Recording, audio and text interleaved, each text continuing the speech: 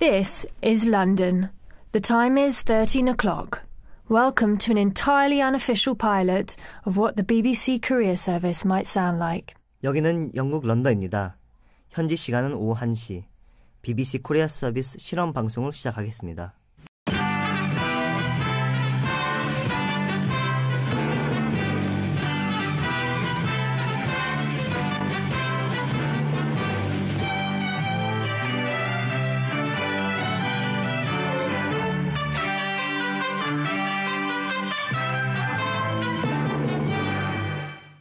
Welcome to an hour of news, views, weather and sport from the Korean Peninsula.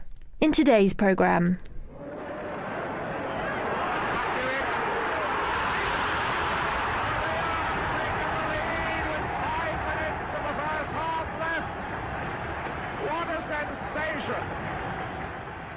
Koreans from both sides of the DMZ discuss the 1966 World Cup when British soccer fans cheered North Korea against Italy. Which teams do you support now? Chelsea, Arsenal, Liverpool, Bolton, Sunderland. We'll also look at the United Nations report, which condemns the regime of Kim Jong-un for human rights abuses on an immense scale. And we'll talk about what life is like for North Korean defectors once they arrive in South Korea. But first, over to Westminster. Miss Order! 조용. Questions to the Prime Minister. 총리에 대한 질의 시간입니다. The whole country will have heard he had 3 opportunities to answer and he could not give us a straight answer to the question. I'll tell you who we're governing for. The 1.3 million people who've got jobs under this government. The 400,000 new... So, what does our panel of Koreans from the South and the North think about Prime Minister's questions from the House of Commons? 북한에는 이런 일이 없어요. 북한에는 당이 오직 조선노동당 하나밖에 없거든요. This doesn't happen in North Korea. Basically because there's only one party. There's only one leader who makes all the choices and everyone has to follow whatever he says. 같이 함께 서로 다투고 이렇게 의견을 나누는 적이 없거든요. 그러면 영국에서 북한에서 나오셨을 때 이런 걸 처음 봤을 때 봐서 어떤 느낌 들었나요? I'm asking them how they felt when they first saw this when they came out of North Korea. 정치를 한다는 사람들이 국민의 정책이나 Is this crazy? Does this thing actually happen in a country? That's what they first thought when they saw this. I mean, how does the system work? But then slowly as they understood it more, they got used to it more. North Korea is one of the most sealed countries on the planet. How does news trickle in? 제가 한 가지 말하고 싶은 거는 우리 친구는 북한에서 저보다 많이 먼저 이제 탈북을 했어요. 저는 한참 후에 이제 2000년대 후반기에 했거든요. 2000년대 이제 초반부터 Simon says he only came out much later than Jewel, around year 2000. And he used to live only about 30 miles from Pyongyang. But he's saying he actually he could actually listen to live radio from South Korea. And so he got information daily. Every day he heard foreign news from South Korea, and he heard news about defectors who were living in Korea. And so he for him he heard all this, and he felt that he wanted to live in South Korea. He wanted to try and live that life, and he's saying he wants to stress that it's very important, this kind of media, for breaking down people's perceptions, in North Korea of what life is like.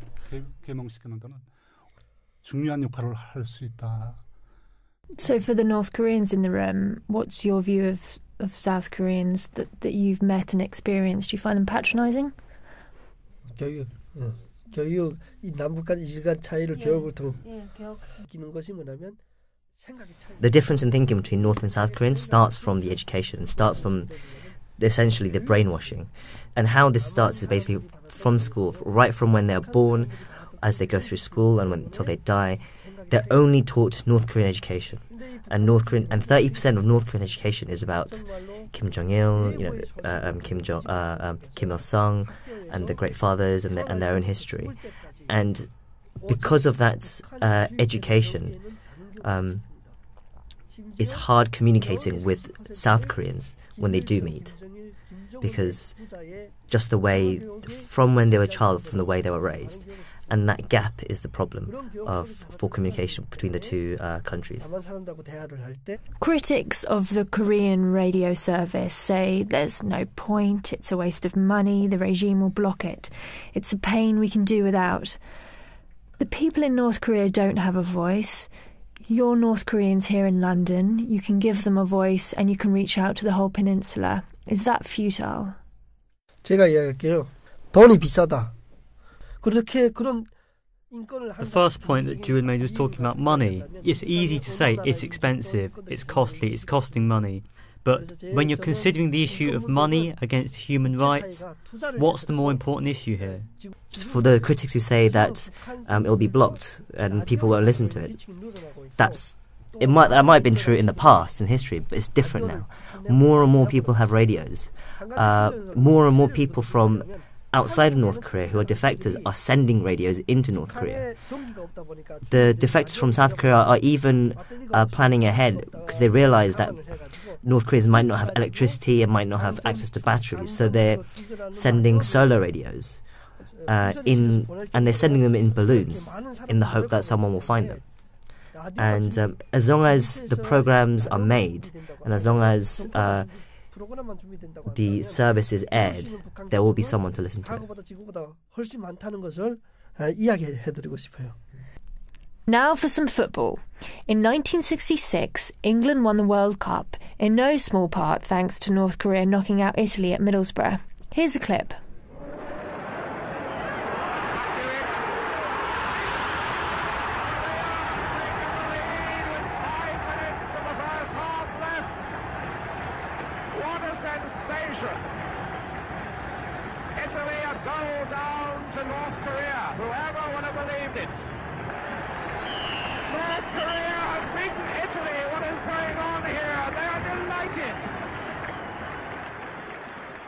Did you hear about this match?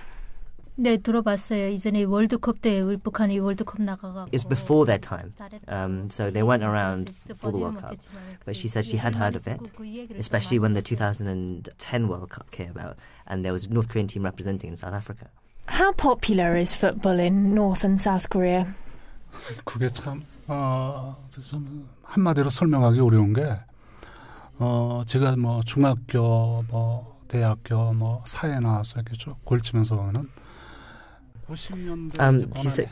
he did play a lot of football when he was younger.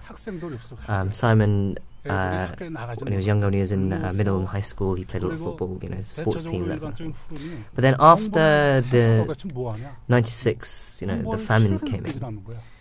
There were no students at schools to play these football because they weren't coming to school because they were starving. They were more concerned about trying to find food than getting an education. They were saying, what's the point? They were just trying to stay warm and trying to feed themselves. So after this kind of famine, after the country pretty much got decimated, people didn't really do much sports. I mean, sports is always popular and still is popular like everywhere else around the world. But no one really cared afterwards. 북한 사회도 경제난이 해소가 되고 사람이 살 수 있는 세상이 오면 북한 사람들도 역시 국제의 다른 지구촌에 있는 사람들과 마찬가지로 축구에 대한 관심도는 굉장히 높습니다. So in the UK, football is the nation's number one sport. What do you think about English football? 제가 축구에 대해서 얘기한다 그러면 제가 축구 광입니다, 제가. Simon also was saying how he's a huge football fan. He absolutely loves the English Premier League. He thinks it's the best league, with the best teams in the world. And he also likes to go to the betting shops and spend a few quid on the bets and stuff like that and things like that. And that he loves to do that. 대항전이다. 저는 이렇게 생각을 하고요. Now you live here, is there a team you've picked up that you support?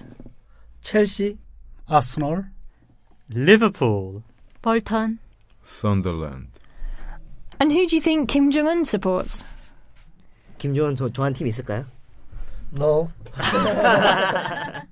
제가 듣던 대로는 뭐 농구를 좋아한다고 하던데. Apparently he likes basketball, not football. Just another one of his many errors.